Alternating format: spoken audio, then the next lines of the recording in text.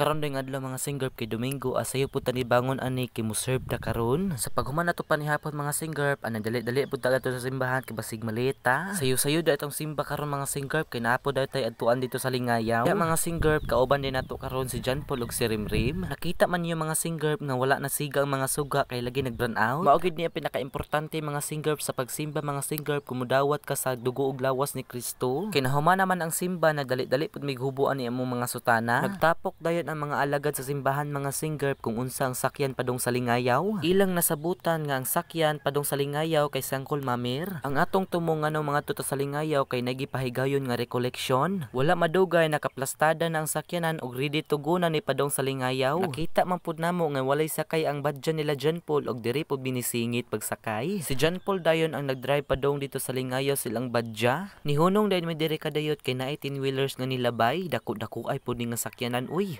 makita gid sa duha ka mata nga walay pagduha-duha nga ang dalan puros na mga lapok. Wala madugay ato na din nalabyan ang barangay Mat-A. Mga pila ka mga minuto nakaabot din ta diri sa tong destinasyon. Abi na kung konsorsya ra nag-burn out apil man gyapon diri sa barangay Lingayaw. Daghanay po'y mga tawo nga ni-attend diri sa gipahigayon nga recollection. Diha nga mga oras gisugdan na din ang programa. Niana nga mga oras nagpa-answer ang speaker about sa topic. Nakita sa speaker nga ni-hands up ang kamot ni nanay og iyang gipa-answer. Hello, ang sa tanan. Sumala sa among grupo, among namin na sabot-sabotan. So, una na komisyon sa inyo, kining last number.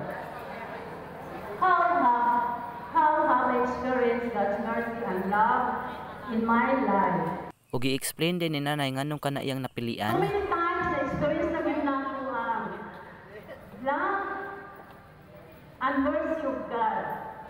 Sa una pa, sabi nga, nag-take on board ang akong binae. Grabe na kumampo.